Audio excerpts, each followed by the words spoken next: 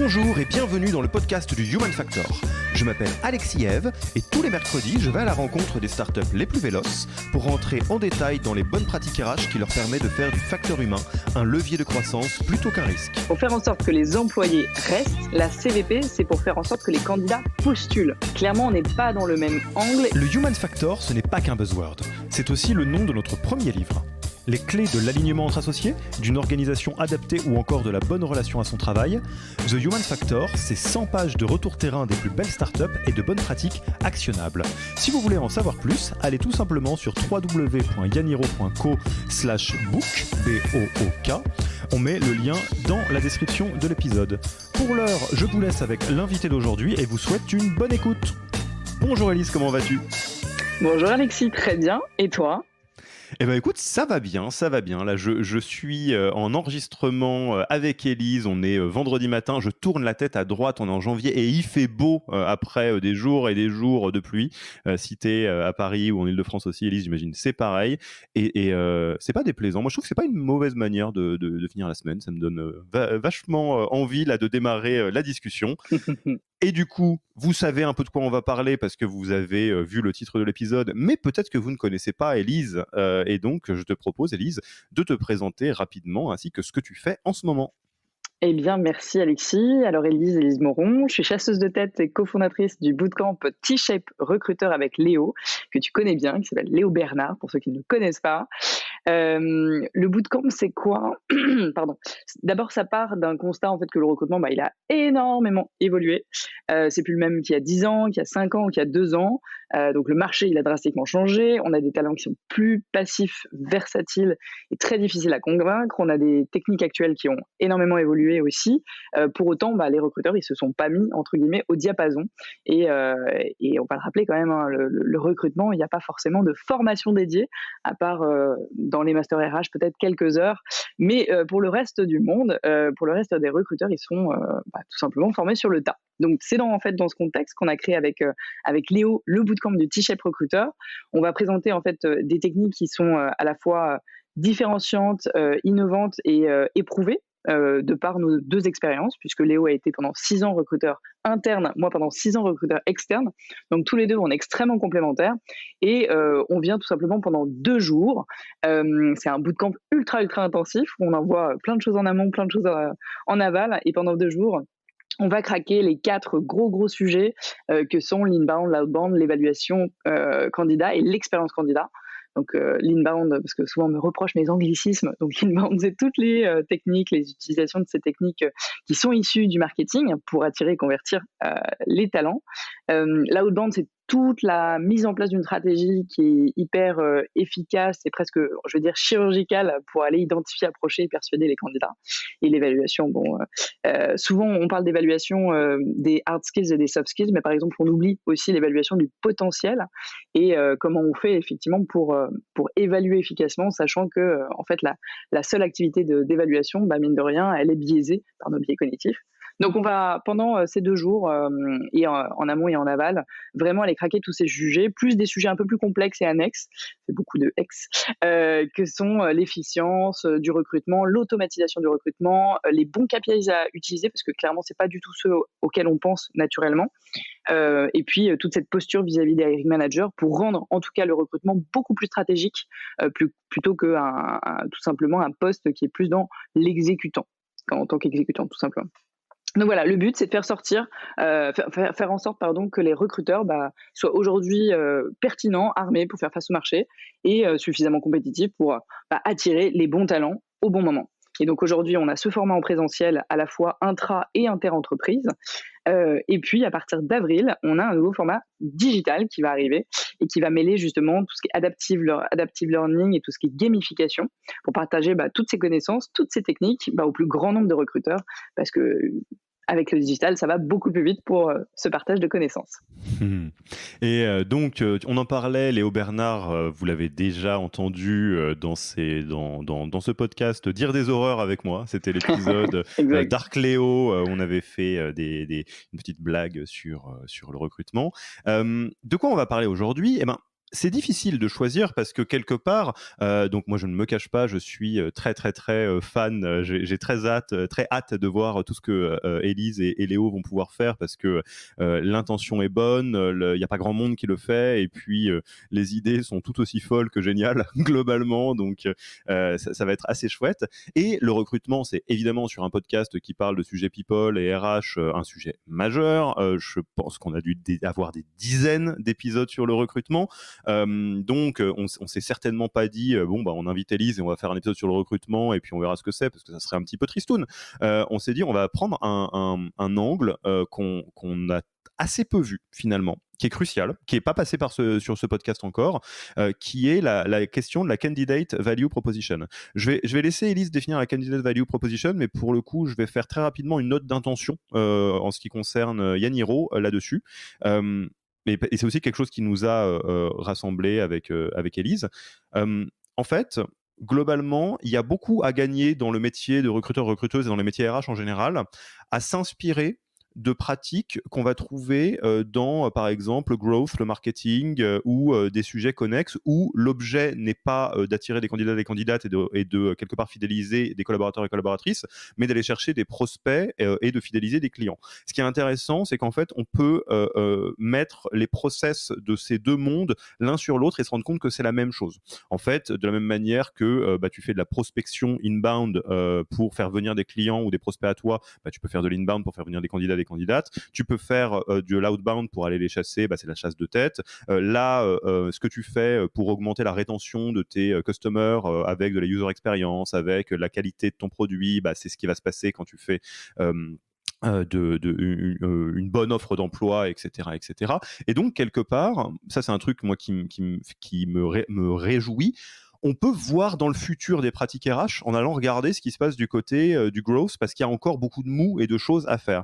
Et c'est là où la candidate value proposition vient quelque part se superposer à ce que en growth classique on pourrait appeler la unique value proposition, à savoir pourquoi est-ce que vos prospects ou vos clients achèteraient votre truc. Donc toi, comment tu le décris? Éclaire-nous un petit peu. Non, mais c'est clairement ça. Je rebondis sur ton propos. Quand vraiment avec Léo, on s'est dit qu'on allait créer le bootcamp, c'était vraiment pour rajouter toutes ces compétences annexes et connexes au recrutement pour être encore plus efficient. Effectivement, quand tu dis il faut attirer, convertir, retenir des candidats, tout simplement, il faut juste s'inspirer de toutes les techniques pour attirer, convertir, retenir des clients. Ça semble assez évident et pourtant, aujourd'hui, c'est pas forcément extrêmement mis en place. Donc, la Candidate Value Proposition, elle qu'on appellera diffère. CVP à partir de là. Oui, exactement, parce que sinon ça va être long. Je vais d'abord la définir, si tu veux bien, par la négative. En gros, ce que la CVP n'est pas. Première chose, la CVP n'est pas la marque employeur. Tout simplement parce que la marque employeur, c'est plutôt d'ailleurs un ressenti ou une émotion, ou en tout cas, c'est une perception qui est soit positive, soit négative. Alors, vaut mieux qu'elle soit positive, hein. Des personnes qui sont soit internes, donc les employés, soit externes, des candidats, sur la société en tant qu'employeur. Et ça fait référence aussi à la e-réputation ou à la réputation en fait d'une société tout simplement. La CVP n'est pas non plus le VP. Alors le VP, c'est l'Employee Value Proposition. Pourquoi? Donc l'Employee Value Proposition, c'est la proposition de valeur qu'on fait à nos employés. Donc en gros, c'est une synthèse en fait de tout ce qu'on peut offrir à l'employé en échange de son travail. Donc ça va être le salaire, l'équilibre vie pro-perso, ça va être je sais pas, des mutuelles, la carte Navigo, la localisation, le télétravail. Donc c'est plein d'éléments tangibles et aussi c'est des le éléments. package quelque part. Exactement, ouais, exactement. C'est le package. Et donc c'est des éléments tangibles comme intangibles avec aussi la culture d'entreprise, évidemment. Mais en gros, l'unique but de l'EVP, c'est de faire en sorte que les candidats restent. Et effectivement, il y a je me rappelle que Gartner en 2019 avait fait toute une étude et avait montré à quel point si on mettait en place une VP qui est impactante, on pouvait baisser jusqu'à 70% du turnover d'une boîte. Ce qui est juste hallucinant. Enfin, quand on entend ces chiffres, on dit ok, c'est bon, j'y vais, je mets en place tout de suite le VP. C'est hyper important d'avoir effectivement une VP forte et de la travailler. Et pour la petite histoire. Je voulais chercher des EVP impactantes et je suis tombée sur le site de HubSpot où effectivement ils sont très forts parce qu'ils font comme à l'époque de Virgin des vacances illimitées, du télétravail quand ils veulent. Au bout de 5 ans de bons et loyaux services, tu as à peu près un mois de congé sabbatique plus un bonus. Mais par contre, il y a un truc qui m'a étonnée, c'est que visiblement ils proposent à leurs employés femmes la congélation des ovocytes. Ça fait partie du package, tout simplement. Donc on en pense ce qu'on en veut, hein. Mais c'est pour dire que l'EVP peut aussi être suffisamment clivante pour faire en sorte aussi d'attirer d'une certaine manière les bons employés, tout Mmh. simplement.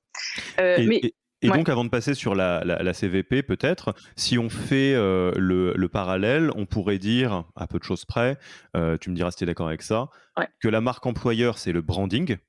C'est à Mhm. quel point, en fait, ta marque existe aux yeux du client ou aux yeux de tes candidats ou futurs collaborateurs, collaboratrices.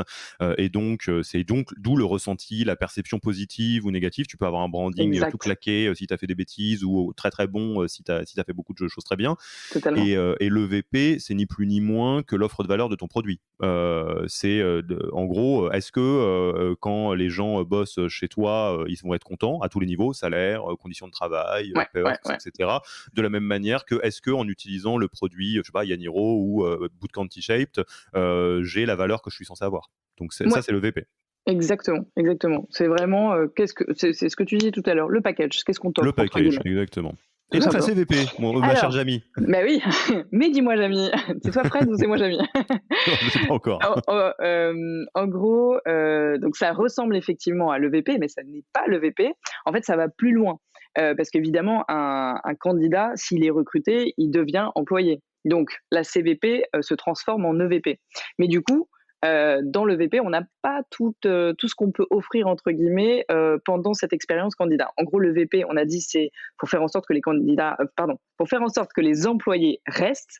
La CVP, c'est pour faire en sorte que les candidats postulent. Clairement, on n'est pas dans le même angle et du coup, c'est pas le même parti pris dans la manière dont on met en valeur certains atouts. En gros, donc, la question à laquelle il faut entre guillemets répondre pour la CVP, c'est qu'est-ce qui va faire tout simplement que on a des super, alors j'aime pas le terme A players, des talentueux, on va dire candidats. Pourquoi ils choisiraient de travailler avec nous? Et en gros, pour qu'ils disent oui, tout simplement, il faut absolument, absolument que du premier touch point, de premier point de contact qu'on a avec ces candidats jusqu'au dernier, il faut que l'expérience et la valeur donnée, elles soient absolument génialissimes. Et il faut du coup accompagner. Alors comment on fait en sorte que cette expérience elle soit géniale? Et ben il faut accompagner vraiment presque on prend la main entre guillemets des candidats pour les accompagner à chaque étape. On leur donne des conseils. On essaye de tout simplement faire preuve d'empathie aussi, hein, de comprendre que bah tiens si le hiring manager il n'a pas répondu au bout de 72 heures, il n'y a pas de feedback, on dit par exemple au candidat, je suis désolé, pour l'instant j'ai pas de feedback, mais aujourd'hui il y a plein de recruteurs qui disent comme j'ai pas de feedback, je peux pas faire un feedback. Bah si, en fait, parce qu'on a derrière un candidat qui est justement lui-même, il a ses propres biais cognitifs et il est en train de se dire, alors si on ne me répond pas alors que j'ai relancé, c'est parce que j'étais pas bon, il se remet en question, il doute, et du coup, il va se dire, moi en plus, c'est peut-être un manque de respect de la part du client, donc moi je vais aller postuler ailleurs. Donc très clairement, il faut les accompagner, les aider à structurer justement les prochaines étapes de leur process, les prochaines étapes de vie et de carrière.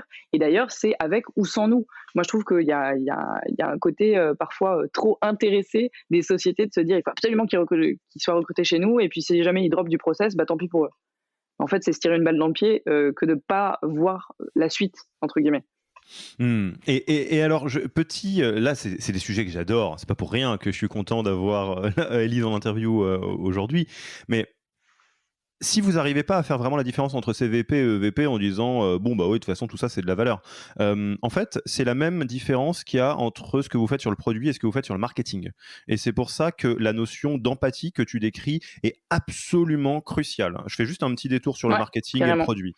Le marketing a mauvaise presse souvent, c'est pas nouveau, je pense que je l'ai dit un million de fois ici mais je le redis, c'est le premier épisode que vous écoutez. De formation je suis psychologue du travail, et donc les sujets de sciences humaines me passionnent, et je trouve que le marketing bien fait, en fait, c'est un travail de psychologue.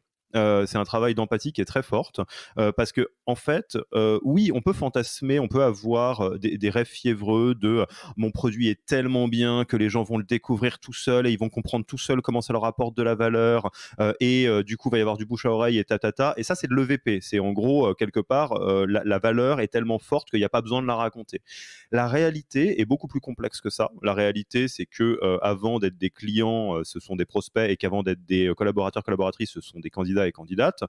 Et le chemin entre la vie que tous ces gens-là sont en train de vivre et le fait de travailler pour vous dans le cas de collaborateurs, collaboratrices, ou d'utiliser votre produit dans le cadre de clients, bah, faut les aider un peu.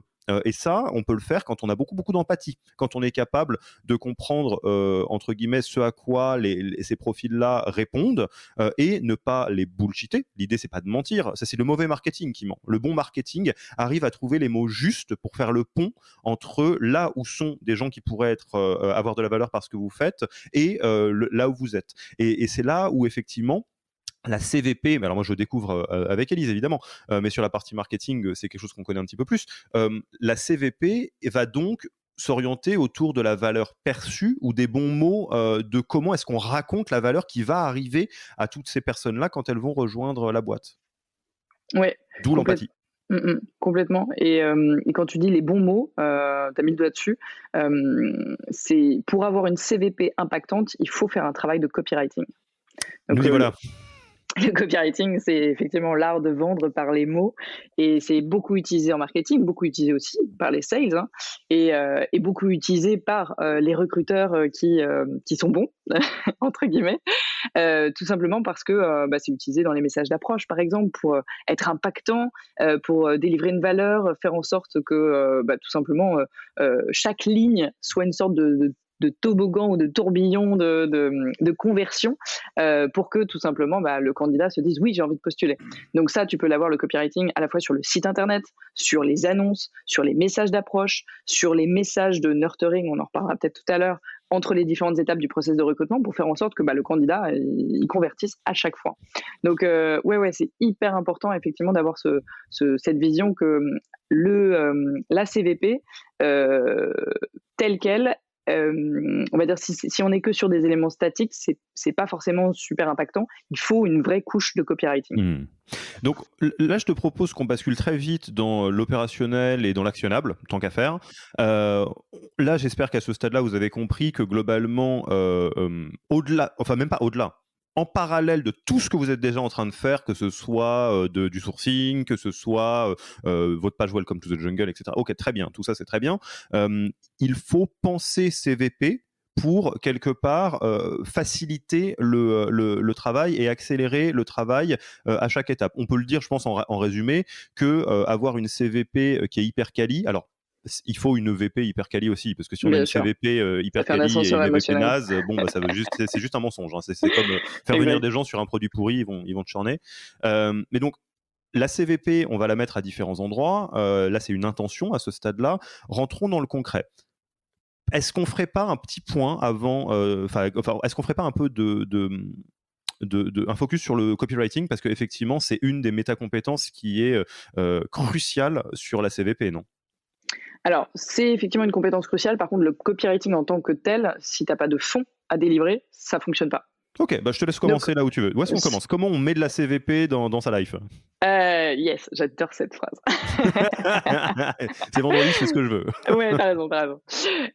En gros, t'as 2 typologies, on va dire 2 niveaux de CVP. Premier niveau de CVP, parce que parce que tu manques de temps ou ce genre de choses, tu te dis: «Bon, faut quand même faire un minimum». Donc ça va être ce qu'on appelle le candidate engagement. Alors, je vais faire des anglicismes, mais je vais expliquer ce que c'est, hein. Candidate engagement, tout simplement, c'est comment engager le candidat. C'est toutes les actions que tu vas mettre en place pour que tu crées une vraie relation de confiance avec ton candidat. Donc ça va être tout simplement des contacts hyper réguliers, lui envoyer des petits SMS pour dire ah tu as rendez-vous avec un tel à tel endroit à telle heure, comment ça s'est passé, les feedbacks, ce genre de choses. Donc vraiment prendre un peu le candidat par la main et lui expliquer un peu toutes les étapes, faire des feedbacks réguliers, être hyper transparent quand justement il n'y a pas de feedback, ce genre de choses. Donc ça c'est pendant le process, c'est ce qu'on appelle aussi du nurturing. Mais aujourd'hui on parle de fidélisation. Enfin, j'ai jamais réussi à trouver une traduction du mot nurturing. Alors, Toi qui es Je l'ai aussi pas. dans le Non, non, moi marketing. Non, t'as pas? j'utilise Nurturing. Bon, et ben écoute, on va garder le nurturing, mais voilà, c'est Léo, il utilise le terme oxygéné, ce qui est sympa Et aussi. ben Léo, il fera bien ce qu'il veut. Et voilà, mais moi je reste sur le nurturing. Donc il y a deux typologies de nurturing. Il y a le nurturing qui est pendant le process et le nurturing après le process. Pendant le process, c'est effectivement toutes ces petites actions que tu vas mettre en place pour garder le lien.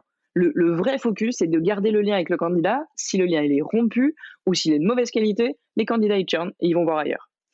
Deuxième chose, c'est après le process. Le nurturing après le process, c'est faire en sorte tout simplement que, déjà, la dernière fois qu'ils entendent parler de nous, c'est pas il y a 2 ans, c'est il y a un mois ou il y a 2 semaines. Donc, Dieu sait qu'il y a je sais pas combien d'entreprises qui ont des super databases de candidats, ce qu'ils appellent des viviers de talent, sauf que les viviers de talent, eh ben, ils prennent la poussière, il y a des toiles d'araignée. Et quand ils veulent réactiver un candidat qu'ils ont qualifié peut-être il y a 2-3 ans, bah, le candidat, il est en mode mais qui êtes-vous? J'ai jamais entendu parler de vous depuis 2-3 ans. Donc ça ne fonctionne pas. Donc il faut faire aussi du nurturing après le process. Mais là, on va rester sur la candidate value proposition, mais c'est juste pour dire que souvent on se dit la candidate value proposition, c'est pour attirer et convertir des candidats.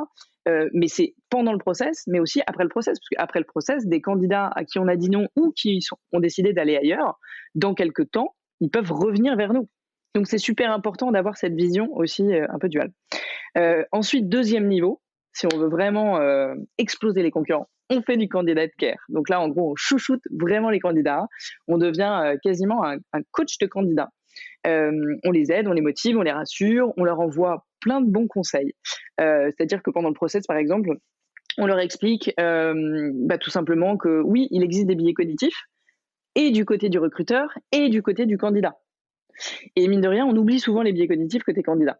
Donc, c'est important d'avoir cette vision et d'expliquer en fait aux candidats. Et ils vont trouver ça, on va dire, d'une transparence radicale, de dire aux candidats, écoute, il faut absolument que tu fasses attention pendant les entretiens. C'est pas parce que tu as eu un super fit avec le recruteur que il faut que tu nous dises oui. Il faut vraiment que tu valides, toi, tout ce qui est important. C'est quoi tes leviers de motivation? De quoi tu as besoin pour être épanoui au quotidien? Quels sont les ingrédients clés? Quels sont tes facteurs de stress? Et est-ce que tu vas bien t'entendre effectivement avec ce hiring manager ou non? Donc, c'est hyper important aussi de prémunir le candidat contre ses propres biais cognitifs. Donc, on peut croire qu'on va très très loin, mais in fine, c'est une sorte de mal pour un bien. En gros, si jamais le candidat il vient vers vous parce qu'en fait il a eu c'est arrivé à Léo en fait. Je prends cet exemple. C'est arrivé à Léo dans une de ses boîtes. Il y a un candidat qui a eu un énorme coup de cœur pour Léo. L'entretien s'est super bien passé. Au final, il a dit oui. Et Léo partait juste après. Donc le jour où il a été onboardé, Léo a dit ah bah désolé, moi je m'en vais. Et ben finalement il a pas validé sa période d'essai tout simplement parce que en fait il a eu juste un super fit avec Léo et Léo avait tellement bien pitché la boîte qu'il y est allé, mais sauf que ça lui a fait un ascenseur émotionnel. Si Léo avait à l'époque fait ce travail de attention à tes billets ou ce genre de choses, ça n'aurait pas fonctionné. C'est pas pour dire que Léo a pas fait bien son travail, parce que je suis en train de me dire Bien qu'au sûr, bien final, sûr. mais c'est juste pour dire que voilà, c'est important d'avoir ce truc-là en tête. Deuxième chose qu'on peut faire, c'est aussi créer des manifestos candidats qu'on peut mettre en plus sur le site internet pour montrer que voilà nous ce qu'on vous promet entre guillemets en tant que futur employeur, d'être toujours transparent, de toujours répondre. Enfin, on peut faire une liste un peu à la Prévert là-dessus. Et puis carrément faire un kit de conseils, kit de candidats. Voilà comment nous on te donne plein de petits conseils pour réussir ton entretien chez nous. Par exemple, connaître la règle des 4-20 qui est une règle plutôt que moi j'ai piqué aux commerciaux et qui s'applique aussi au recrutement. Hein, on sait que pour faire une première bonne impression, c'est les 4-20, donc les 20 premières secondes, les 20 premiers gestes, les 20 premiers mots et les 20 premiers centimètres. Alors même si moi je trouve que 20 centimètres c'est beaucoup trop près vis-à-vis d'une personne. Oui, Je trouve que c'est gênant. c'est Post-Covid, hyper moi, je gênant. ne sais plus faire ça, moi. Exactement. Donc ça, tu peux plus. Mais effectivement, c'est ce qui va sceller, entre guillemets, une première impression, bonne ou mauvaise. Alors, il vaut mieux que elle soit bonne, évidemment. Et on le sait, cette première impression, elle fonctionne, mine de rien, comme un billet d'ancrage. Donc, c'est hyper important de l'avoir en tête et de faire en sorte que les candidats l'aient aussi en tête pour se préparer au mieux, tout simplement, comme une petite répétition. Et puis, on peut aussi tout simplement organiser des webinars. Je sais que c'est Amazon qui le fait. Je trouve ça génial. Tous les mois, il y a un webinar d'1 heure, 1 heure et demie, où il y a des conseils pour, vous avez un entretien chez Amazon, voilà comment vous préparer, voilà les questions à quoi vous attendre, qu'est-ce qui va se passer. combien de temps, qui vont être vos interlocuteurs, avec qui, c'est quoi l'objet, quelles sont les compétences qui vont être, tout simplement, évaluées durant cet entretien, et comment bien s'y préparer. Et ça clairement, ils font ça je crois pendant 1 heure et puis après il y a une demi-heure de, «ask me anything» entre guillemets, donc c'est une question de jeux-réponses avec, les candidats qui disent: «Ah bah moi j'ai tel entretien, je sais que j'ai un entretien de culture fit avec Amazon». Alors Amazon on le sait, ils ont mis en place ce qu'on appelle, le bar raiser, donc c'est un programme dédié pour faire en sorte de faire monter en compétences, toutes les personnes dans la boîte et faire en sorte de recruter que les meilleurs entre guillemets. Et du coup, ils ont un entretien dédié à valider les 16 principes de leadership de Amazon. Donc typiquement, bah, si on est candidat et qu'on ne connaît pas ça, parce qu'on ne s'est pas renseigné à ce point sur les process de recrutement chez eux, et puis bah, clairement, c'est hyper important d'avoir tout cet accompagnement. Et c'est ce qui va faire que même si le candidat n'a pas été recruté in fine, il va en parler encore après en disant, en fait, vous allez créer des ambassadeurs. Il va en parler, il va dire, mais c'était génial, j'ai été accompagné, ils m'ont donné des conseils et au final, ils m'ont donné des conseils que j'ai réutilisés et puis j'ai trouvé un autre job par la suite. Sauf que le jour où il en a marre de son job Mais ce et sera qui un retour revient vers de Amazon. nouveau, exactement, et qui revient de nouveau disponible sur le marché, qui va être dans son top of mind? Amazon.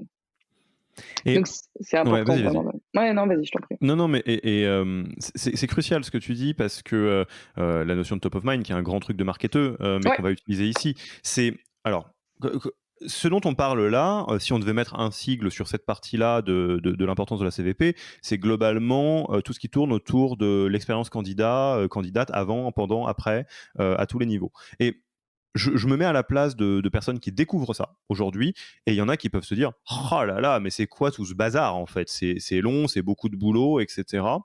La réponse est oui, hein. Déjà, on va cut the crap globalement. C'est pas, moi aussi je fais plein d'anglicismes, je vais en faire un autre. C'est pas une silver bullet, c'est pas la petite technique, le petit hack que tu peux Ah non, on est d'accord. appliquer.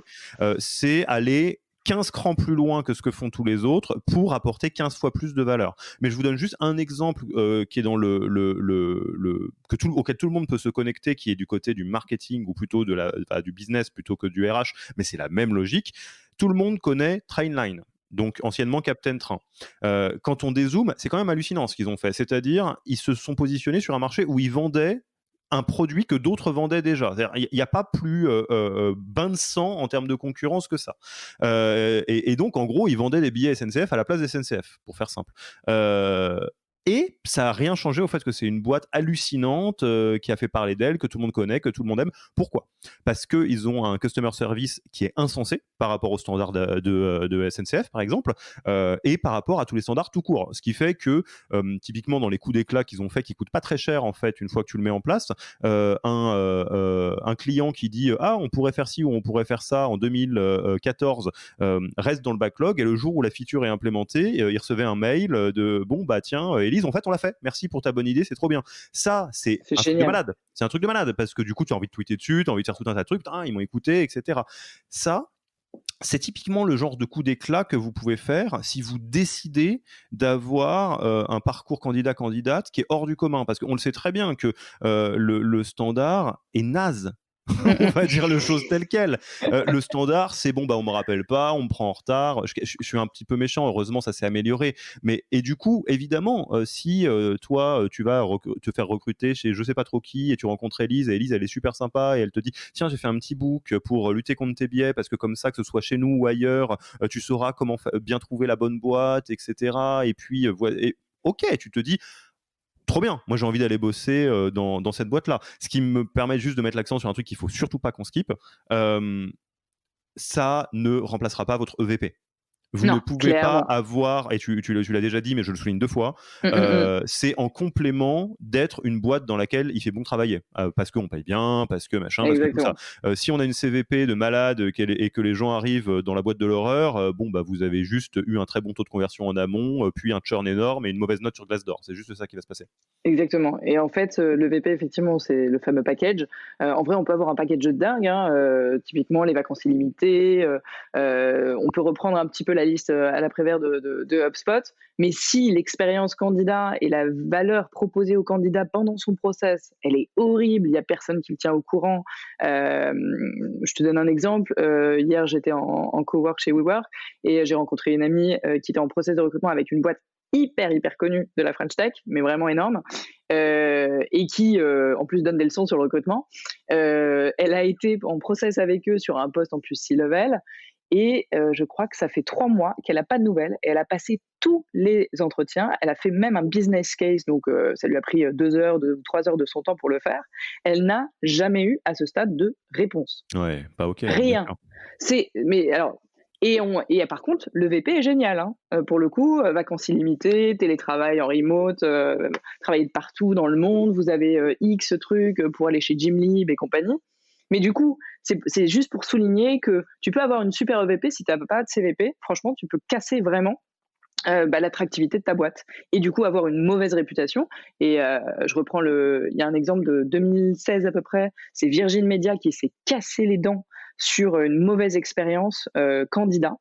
Et en fait, on se rend pas compte, mais encore plus quand on est une boîte B2C, la mauvaise expérience candidat, elle peut coûter cher, très cher, et c'est pas juste une manière de parler, hein. C'est Graham Johnson qui était le head of VP à l'époque, qui avait fait un peu on va dire, un gros travail d'analyse, parce qu'il s'est rendu compte qu'il y avait une personne, à l'époque, c'était une coiffeuse, qui avait eu une très mauvaise expérience avec Virgin Media, mais qui en avait parlé, comme elle était coiffeuse, bah, elle en parlait à toutes ses clientes. Et du coup, ça avait fait un peu boule de neige. Il y a eu des articles, a priori, dans les journaux locaux, c'était à Manchester, et bah, justement, le VP s'est dit: oula, c'est quoi cette bad presse juste parce qu'elle avait eu une très mauvaise expérience. Et du coup, ce qui s'est passé, c'est qu'il a dit à son data analyst à l'époque: est-ce que tu peux juste voir le nombre de candidatures rejetées, combien ont été un peu détracteurs, combien ont mis, tu sais, le fameux NPS, combien ont mis entre 0 et 6 sur le NPS. Et en fait, il y avait 18%, sur les 18% des candidatures rejetées, il y avait 6% qui avaient décidé aussi d'annuler leur subscription à Virgin Media, qui était quand même de 50 pounds par mois. Au final, donc fois 12, sur une année, ils avaient évalué la perte juste à cause de cette mauvaise expérience candidat, parce qu'elle n'était pas la seule à avoir une mauvaise expérience candidat, à 5 millions de dollars. C'est juste hallucinant. Donc c'est juste pour dire effectivement que le recrutement et le business sont intimement liés, et c'est ce qu'on dit tout le temps avec Léo, et c'est pour ça qu'on veut utiliser absolument toutes les techniques qui sont proposées par les sales, par le métier du growth hacking, du marketing, même de la psychologie, même du neuromarketing, pour faire en sorte justement d'attirer, convertir, convaincre ces talents et faire en sorte qu'ils passent une super expérience et qu'ils deviennent limite ambassadeurs de ta marque alors même que tu leur as dit non. Et ça, franchement, t'arrives au dernier niveau de game.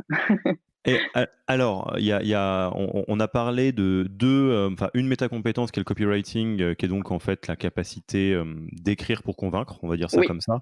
ouais. Et on a parlé d'une intention et d'un champ dont vous pouvez vous inspirer, qui est le nurturing, et donc comment est-ce que quelque part on multiplie les contacts de qualité avec son candidat ou sa candidate pour apporter de la valeur. Moi, si tu le veux bien, alors en assumant qu'on va survoler un petit peu, parce que si vous voulez aller plus loin, bah, faites-vous former avec Élise et Léo, hein, globalement.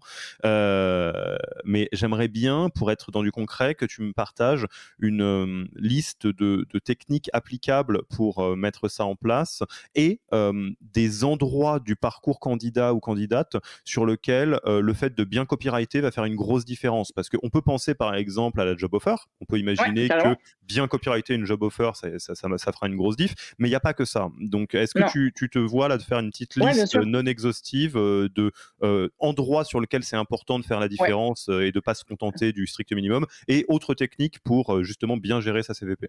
carrément. Alors, on va faire en fait, on va prendre le funnel sales ou le funnel marketing et on l'applique au funnel de recrutement, tout simplement. Donc, le premier touch point, en fait, avec la marque, c'est même pas le site carrière, c'est ce qu'on appelle l'awareness, hein, en growth. C'est vraiment la première fois que tu entends parler de la marque. Et donc, vaut mieux effectivement qu'elle soit positive. Donc, en fait, c'est un cercle vertueux. Si elle est positive, c'est que tu as fait ton travail et que, bref. Mais l'awareness, soit c'est effectivement le site carrière, soit c'est quelqu'un que tu connais qui a eu une bonne ou mauvaise expérience. Donc, ça, pour le coup, c'est un peu hors de contrôle. En tout cas, tu peux pas avoir un En tant que impact recruteur, direct oui. dessus en tant que recruteur. Mais pour le coup, bah, ça nécessite effectivement que tout le travail soit fait pour que ce soit positif et que du coup, ce soit vertueux. Je sais pas si je suis très claire. Bref. Donc ça, c'est l'awareness, première chose. Ensuite, Je te donne des exemples au fur et à mesure qui me viennent. ouais, ouais. Ça, c'est là où Alan a été plus malin que tout le monde il y a quelques années. entre autres choses. Typiquement, c'est un exemple que j'adore, mais je me rappelle très, très, très, très bien quand Alan s'est lancé, où il y avait vraiment la majorité des gens qui ne comprenaient pas pourquoi ils communiquaient autant sur ce qui se passait en interne, en build-in public, et pourquoi ils faisaient des articles de blog qui Mmh n'avaient pas trop l'air de servir à ramener des clients. mh. Oui, Ouais, bah, c'est parce qu'ils faisaient de l'awareness tout simplement. candidat-candidate et ils Exactement. cherchaient les players pour le coup. Mais eux, ils sont vraiment en avance. Effectivement, si vous voulez prendre un exemple hyper parlant, regardez ce que fait Alan, en termes de CVP, c'est juste génial. Hem, Chose aussi qu'on a tendance à oublier aussi, on sait que 86 aujourd'hui des candidats vont aller checker les évaluations, les avis des employés de l'entreprise avant de se décider de postuler. Donc tout ce qui est Glassdoor et réseaux sociaux, c'est juste capital effectivement de venir travailler sur la CVP et travailler sur le copywriting.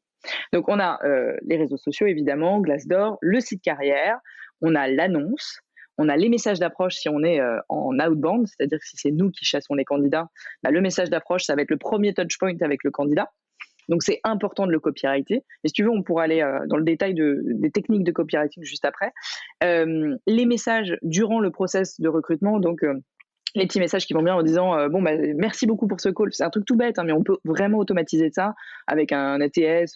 Tim Taylor le fait très bien d'ailleurs, où en fait on crée une séquence, en fait une sorte de campagne de nurturing tout simplement, vraiment comme en marketing. Nous on pique vraiment toutes les moi, j'ai rien inventé, j'ai juste piqué plein de bonnes choses à mes collègues d'autres métiers. Donc, on crée une campagne de nurturing et on sait que à chaque fois que le candidat il a fini cette étape, paf, il reçoit un petit message, soit un SMS, soit un email, qui lui dit bah voilà, merci pour cet échange, c'était absolument génial. Et évidemment, dans ce message, on le copyright à fond. Bon, évidemment, on est en phase de honeymoon, donc c'est génial et tout. Maintenant que j'en sais beaucoup plus sur toi, par souci de transparence et de symétrie des attentions, c'est super important que tu en saches plus sur nous. Alors voilà, si tu nous rejoins, tu vas faire partie de telle équipe avec Sylvie, qui est notre DA. Tiens, tu peux regarder son LinkedIn qui est juste là. Fun fact, elle est fan de Game of Thrones. Avec Jamie, qui est notre product designer, machin. Bref, vraiment donner de la valeur à chaque touchpoint, et en même temps, cette valeur, elle doit être donnée et délivrée avec le message, avec une couche de copywriting.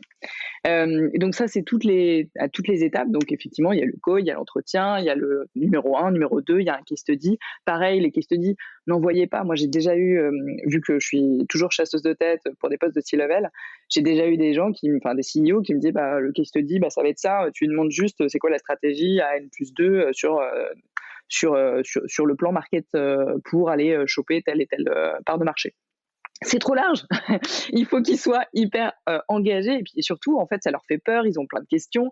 Vu qu'ils se sentent pas bien, ils se disent en plus c'est pas suffisamment cadré, donc ils se font des petites histoires en disant finalement si j'arrive chez eux, si ça se trouve ce sera à moi de cadrer tout. Franchement, je m'y sens pas. Enfin voilà, donc c'est hyper important qu'à chaque étape tout soit cadré et qu'il soit vraiment nurturé.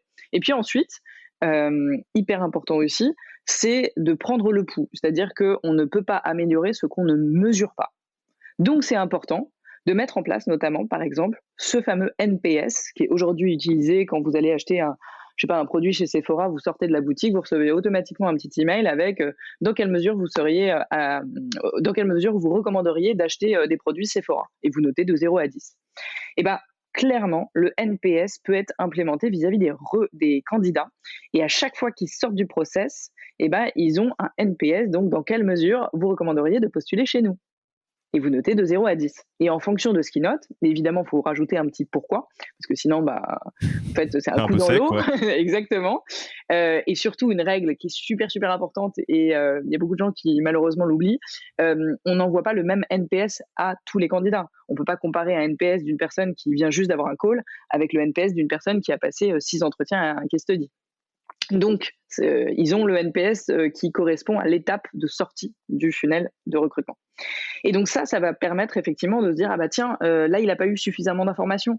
Donc, vous allez à la fois améliorer en continu la candidate experience et donc la candidate value proposition. Donc ça, c'est super important. Et puis ensuite, une fois qu'il est recruté, la CVP devient EVP. Mais s'il n'est pas recruté, la CVP continue à être CVP, mais process de recrutement. C'est-à-dire, c'est tous ces candidats qui correspondent à un vivier de talent. Et votre but à vous, recruteurs, c'est de faire en sorte qu'ils soient activables, entre guillemets, on demand. Et pour qu'ils soient activables on demand, il faut avoir gardé le lien, avoir nurturé cette relation sur le long terme, parce que vous ne pouvez pas les appeler 2 ans après en disant hey, tu te souviens de moi? Ça ne fonctionne pas. Moi, je le fais avec mes candidats C-level, et c'est comme ça que j'ai réussi aussi parfois à placer une même personne dans 3, 4 sociétés différentes sur ces 6 dernières années, parce que justement, ils me disent à chaque fois tu prends de mes nouvelles, tu m'envoies un petit message le jour de mon anniversaire, alors même que ma mère a oublié, des choses comme ça. Donc, c'est super important. Maintenant, c'est important, c'est au tout début d'avoir un plan stratégique sur sa CVP et de se dire: «OK, c'est quoi mon persona? C'est quoi ses leviers de motivation?» On va identifier et mapper tous ces différents points d'étape. On rajoute cette couche de copywriting et puis on diffuse sur l'ensemble des canaux. C'est vraiment, et j'ai un petit exemple que je trouve absolument génial si vous voulez vous inspirer, avoir voilà, des choses concrètes, parce que c'est important de mettre des mots parce qu'il y a beaucoup de théories. Burger King qui est, je trouve, bon, on peut dire ce qu'on en veut, pour plein de raisons écologiques, mais mine de rien, en termes marketing, ils sont hyper bons. Alors ils sont connus pour faire beaucoup le buzz, d'un point de vue sales et marketing, mais aussi pour faire, alors je pense, je présuppose qu'ils ont demandé à leur service marketing de faire ça.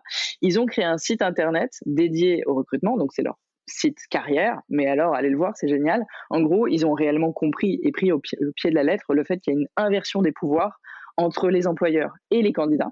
Et du coup, ils se positionnent comme candidats aux candidats. C'est-à-dire que la première phrase, c'est actuellement roi du burger depuis je ne sais plus quelle année.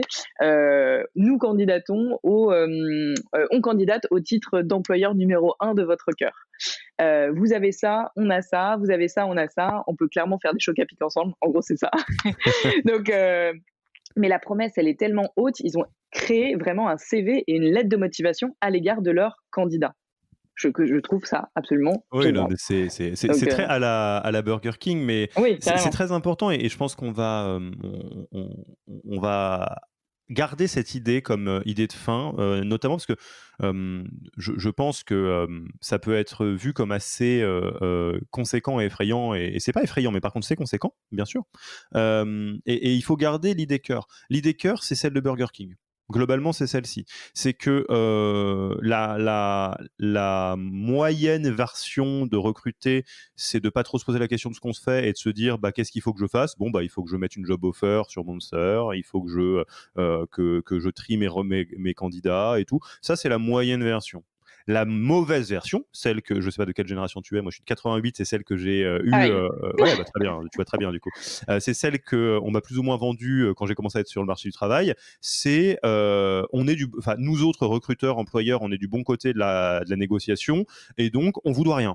C'est Élise, vas-y, fais une petite danse et donne-nous envie de te recruter. Pourquoi je vous recruterais, hein? Pourquoi Exactement. vendez-moi ce stylo et autres bêtises du même Pourquoi genre. vous et pas quelqu'un d'autre? Pourquoi vous et pas quelqu'un d'autre? Et autres phrases qui sont vraiment des phrases de je suis du bon côté de la négociation, vas-y, bats-toi, quoi. Exactement. Ça, si vous avez cette mentalité, au-delà du fait que vous êtes une mauvaise personne, je tiens à C'est vous le dire, horrible.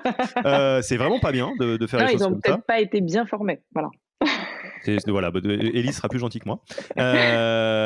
En gros, il faut bien comprendre que jouir du bon côté de la négociation, c'est quelque chose dont les cartes sont rebattues assez régulièrement. Et si vous êtes, comme j'imagine, du côté du recrutement de profils tech, growth, market, pourquoi pas IA, tous les profils qui sont hyper pénuriques que toutes les startups s'arrachent, si je dois prendre une image, vous êtes en train de pêcher dans le lac dans lequel tout le monde pêche, sur un nombre de poissons qui évolue pas beaucoup. Parce que c'est pas comme si on créait 19 nouvelles écoles de dev tous les matins en France. Et c'est pour ça que si vous gardez la même attitude du type bon vas-y Élise danse, vas-y donne-nous envie de te recruter, elle va dire pas du tout en fait, je vais aller regarder la boîte qui a l'air hyper cool à côté, et même la version neutre du genre j'ai mis une annonce et puis on va voir ce qui remonte, ça marche pas non plus.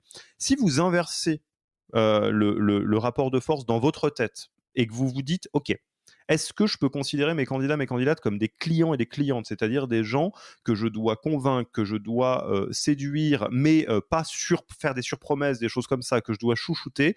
Là, vous allez avoir 10 crans d'avance sur tout le monde. Et effectivement, la version la plus complète de faire ça, c'est d'aller se former avec Élise et Léo. Hein, je vous le dis exactement comme je le pense. Mais la version qui est peut-être un peu plus, soit parce que vous avez moins de budget, soit parce que vous avez envie de commencer d'explorer, c'est peut-être parler avec votre responsable marketing ou sales. Et regardez tout ce que vous faites dans la boîte pour attirer, recruter des clients, intéressez-vous et vous allez voir que le copier-coller est hyper simple. Ça va juste vous faire bizarre parce que vous allez vous dire attends mais en fait c'est vachement différent de ce que je fais, mais au bout d'un moment quand vous allez voir que ça marche, ça fait une grosse diff quoi. Donc, Et ça rend le métier hyper créatif. Et franchement, c'est c'est vachement sympa, génial tous les matins de faire des itérations sur des sujets qui sont un petit peu hors du recrutement, mais qui en fait ont un ROI très très grand. Et petit point juste sur ça, parce que je suis dans un mode réassurance avant qu'on atterrisse. Mhm. Si vous vous dites, mon Dieu, mais comment je peux gérer autant d'attention avec autant de personnes, je vous demande juste de faire un effort d'abstraction. Toutes les boîtes qui font du B2B jonglent avec des centaines de prospects ou de clients en même temps. Toutes les boîtes qui font du B2C jonglent avec des milliers de prospects et de clients en même temps. Et donc, en fait, il faut juste comprendre qu'il va y avoir là-dedans beaucoup d'automatisation. Absolument. Beaucoup Mhm. de choses qui sont pas déshumanisées, mais qui sont écrites pour être humaines une fois pour toutes. C'est là où tu parlais de Tim Taylor, de HireSuite. Enfin, il y a plein d'outils Exactement. qui vont vous aider à faire ça. Et donc, non, vous n'êtes pas obligé d'avoir un petit tableau Excel dans lequel vous suivez comment va Ririv, comment va Fifi, comment va Loulou. Pensez plutôt à comment je crée la meilleure expérience pour tout le monde à l'échelle. Et c'est ça C'est que ça. Elise vous demande de faire. Eh ben, tu as absolument bien résumé. J'ai plus rien à Écoute, dire. Merci. Salut. drop the mic. Élise, je te propose qu'on passe tranquillement à la fin de l'interview. Où est-ce qu'on te retrouve? On a envie d'engager la discussion avec toi, on a envie d'en savoir plus, de te poser des questions plus précises que j'ai pas posées. Où est-ce qu'on fait? Eh ben, vous pouvez, effectivement, on a pu évoquer qu'une petite partie du sujet, une partie infime, mais si vous souhaitez avoir plus de détails, clairement, vous pouvez m'écrire sur LinkedIn à Élise Moron ou écrire à Léo, mon acolyte, qui s'appelle Léo Bernard. On poste toutes les semaines pour partager plein de petits conseils sur, effectivement, le recrutement et comment on peut faire autrement pour avoir plus d'efficience in fine. J'attends avec impatience que quelqu'un me dise Viadeo. Viadeo, recrutez. Parlez-moi sur Viadeo. Ça serait génial. S'il y a Ça m'est quelqu'un, jamais arrivé. Alexis, qui te répond ça, tu me l'envoies dans le bootcamp, d'accord? De fou, de fou. Avec un code promo et tout, et Voilà, un allez, parrainage, on va trouver, pas on de va souci. trouver. On peut faire du pro bono s'il faut pour les vidéos. Tout à fait. Est-ce qu'il y a un livre, un podcast que tu recommanderais aux auditeurs et auditrices? Carrément. Alors un podcast, tu vas dire on va faire de l'entre-soi, mais franchement, le podcast de Léo, si je connaissais pas Léo, je le trouve vachement bien, qui s'appelle Tam Tam. Il donne la voix en fait à des recruteurs qui sont pas forcément super connus sur LinkedIn, mais qui dans leur coin ont implémenté plein de pratiques hyper efficientes au quotidien. Un livre que j'adore, ça s'appelle des Hiring Success. C'est le CEO de Smart Recruiters qui s'appelle Jérôme Terninck et il est en anglais, donc faut avoir fait anglais LV1. Mais il est absolument génialissime. Et en termes de petits outils, c'est ça, hein, tu m'as dit livre, podcast, outils. Ouais, les outils, effectivement, on en a parlé de Alors, quelques-uns. clairement, Ouais, vas-y. HireSuite sur la partie outbound est génial, surtout quand on le couple à Tim Taylor. En fait, Tim Taylor est un ATS qui est très très bon sur la partie nurturing, un peu moins bon sur la partie outbound. Et du coup, si on plug un HireSuite avec un Tim Taylor, en gros, ça fait des étoiles, je trouve. En tout cas, aujourd'hui, je trouve que c'est les meilleurs sur le marché. Et un petit outil, parce qu'on parlait de growth hacking, parce que la CVP, effectivement, ça met un certain temps à mettre en place, mais ensuite, le ROI est grand. Si vous voulez un truc rapide à mettre en place et ultra efficace, pour justement avoir un copywriting ultra léché, il y a un petit outil, c'est une extension qui s'appelle Crystal Knows. Donc Crystal, c'est comme le cristal, c'est C-R-Y en anglais du coup, C-R-Y-S-T-A-L, et Knows comme savoir, donc K-N-O-W-S. Et c'est un petit outil qui va analyser les digital footprints, entre guillemets, de ton profil LinkedIn. Donc toutes les activités, les posts que tu as likés, ce que tu as écrit, ce genre de choses, et la manière dont tu t'es présenté dans ta bio et autres. Et ça va présupposer, grâce à une IA, ta personnalité. Alors attention, ne me fais pas dire ce que j'ai pas dit. Je ne recrute pas sur la personnalité. Et j'ai tout un débat là-dessus. On ne recrute pas sur la personnalité. Par contre, non, parce qu'en fait, la personnalité, elle n'est pas prédictive de performance, et puis c'est pas scientifique. Par contre, la personnalité va t'aider à trouver quel est le bon canal de communication pour aller délivrer un message à ce candidat. Typiquement, moi, j'aime pas qu'on tourne autour du pot en mode, «Salut Élise, comment ça va? Tes enfants, ça va? Nana, ça va? Nana». Et en fait, je suis en mode, «OK, qu'est-ce que tu veux?» Donc moi, j'ai besoin qu'on me parle non, mais alors ça peut être un peu blunt, mais j'ai besoin qu'on me mette des bullet points pour me dire: «Est-ce que tu peux faire ça, ça, ça et ça?» S'il y a pas de bullet point et que tu noies le poisson, je next. Et en fait, les gens sont pareils. Pareil, si tu, fais des bullet points à quelqu'un qui a besoin, qui est ultra empathique, il va se dire: «Waouh, la personne elle est froide et tout, je vais pas répondre». Et donc c'est super important, on dit souvent que la forme importe autant que le fond, mais c'est exactement ce que Crystal Knows fait, c'est-à-dire qu'il te donne la bonne forme pour délivrer le bon message et qu'il soit entendu et surtout qu'on te réponde quand tu es dans une logique d'outbound, donc de chasse de candidats. Top, donc Tim Taylor, Hire Suite, Crystal Knows, de toute façon on va mettre les liens dans la description de l'épisode. Et enfin, tu connais la tradition, qui est-ce que tu nommes pour un prochain épisode du podcast? À ma place, qui invites-tu? Je vais inviter une personne qui s'appelle Gilliane Lefranc, qui est Chief People Officer chez MyTraffic, Eh ben et qui est écoute, arrivée récemment. Donc, c'est super. Gilliane, Voilà, bienvenue dans le podcast. Élise, laisse le micro et te le passera. tu, c'est es, ça. tu es bienvenue. Écoute, Élise, c'était un vrai plaisir moi, de pouvoir aborder ce sujet qui est très vaste avec toi et d'avoir pu, je l'espère, faire une initiation ou quelque part une découverte ou un rappel si vous ne l'avez pas encore fait. Je te remercie énormément pour ton temps. Il ne me reste plus qu'à te dire à très vite et puis à une prochaine. Merci à toi Alexis, à très bientôt. Merci d'avoir écouté cet épisode. S'il vous a plu et que vous ne voulez rater aucun nouvel épisode, abonnez-vous à la newsletter en allant sur le site www.yaniro.co. Et à mercredi prochain.